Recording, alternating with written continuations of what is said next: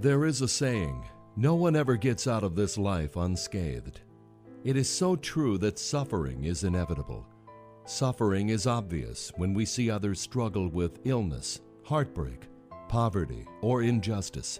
But sometimes our choice to love brings unexpected suffering, like the personal sacrifices we make for our loved ones, or the consequences for taking a stand for something that goes against the status quo.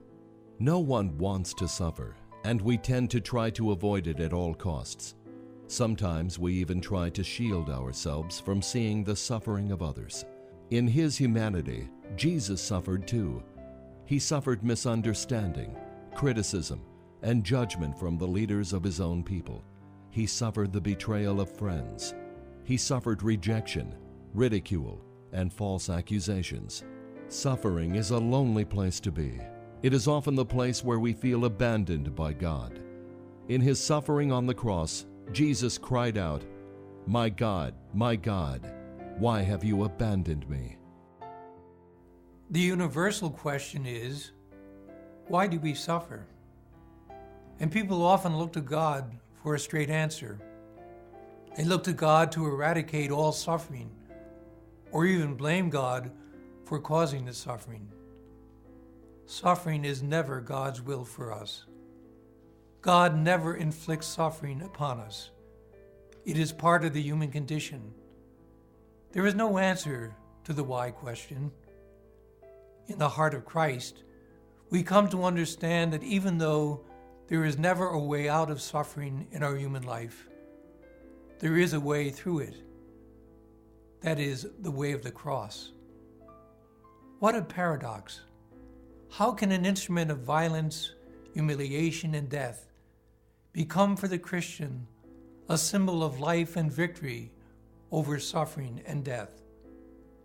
The cross shows us again, in the suffering heart of Christ, that God does not stand apart from us, but joins us in everything that we experience in life. God takes on our pain, our grief, our humiliation. God does not run from our suffering and even joins us in our death. God accompanies us through the place of ultimate evil. Often the question is asked in the face of human suffering, where is God in the midst of all this suffering? This question is asked at a hospital bed, in war zones, at the site of natural disasters like Hurricane Katrina and Irene. And it was asked after the tragedy of September 11th.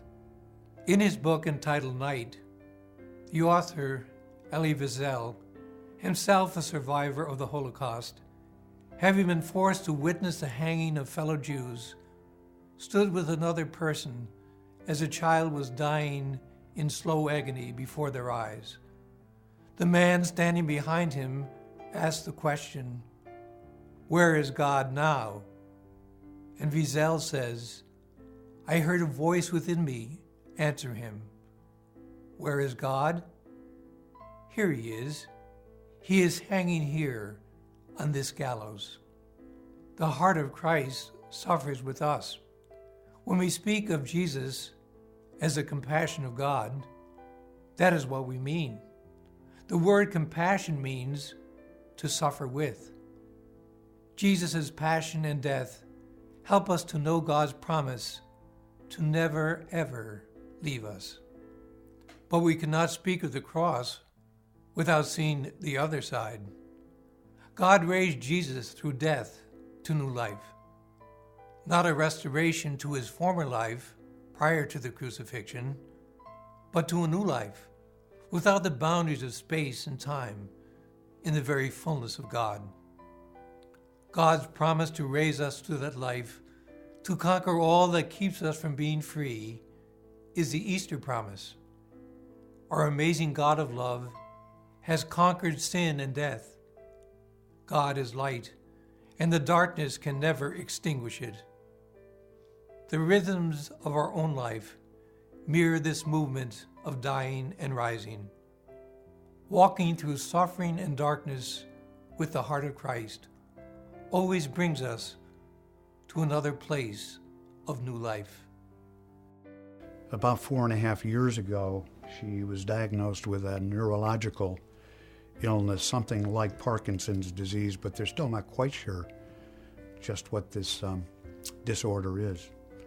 In the meantime, her life, the quality of her life has diminished to a great deal, and this has been very sad to be a part of. I mean, she's my bride, you know. She was a professional violinist and has lost the ability to play music. She loved to garden. She can't garden any longer. So her sense, that fierce, beautiful independence that she had is gone. So there's been a lot of loss in her life, and I've been very close to all of that. And so I suffer because of the ripple effect, clearly, but she seems to be the focal of suffering. And Bishop Hubbard mentions that to ask the question why is kind of whatless. There aren't any answers, and I did that initially when we first began to experience this. You know, why now? Why her? Why not me? And he's right. There are no answers, at least not so far, to that question, why. And I remember that someone said one time that if you're going to ask God a question and you're not getting an answer to your question, maybe you should ask a different question. And that's turned out to be true. So I ask a question that works much better and to which I get answers. The question primarily today is not why, but what now? For my wife Beth and for me as a caregiver. Where do you want me? What do you want me to do? Now, I know, because I've learned through trial and error, what I need to do today to give her the essential, health and hygiene, food, and homemaker type needs need to be addressed. And that's pretty good, but and pretty easy after a period of time. I almost have a lot of this stuff down by rote, but I still need to continue to ask each morning, and I do. Here we are. It is what it is. And what about today? And I think specifically, the question that I need to, or the need that I really have as a caregiver is the need to be gentle and to be patient, which is very difficult for me.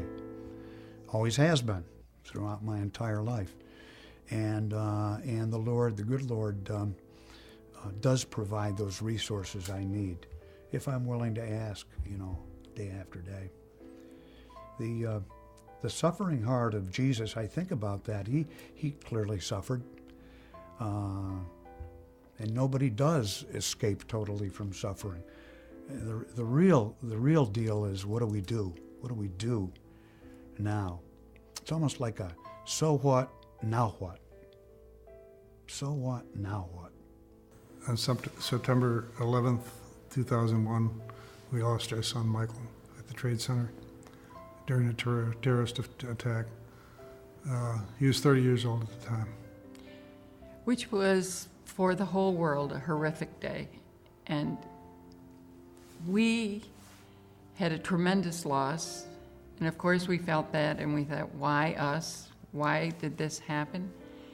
And it brought us to our knees, and we're wondering, what can come of this? And I remember going out to St. Pius X for in the evening with Sister, I forget her name, and she asked, why are you here? This was for people who had lost someone in the last 6 months. Why are you here? And I raised my hand and I said, I'm here to know whether my son is in a better place. And I know, from my faith that it says it is, but is it really? Because I have to know that it really is. And she said, it's really hard. It's hard to feel that, but it's true. And the whole place agreed with her and helped me feel like, you're right. He is in a better place. Now I have to get to a better place. And I went for some grief counseling. We both did some grief counseling, but separately. And I went to St. Pius X for grief counseling. And I found that I was able to help some other people. There was about 10 people who had lost people, dear loved ones in the last 6 months, I guess.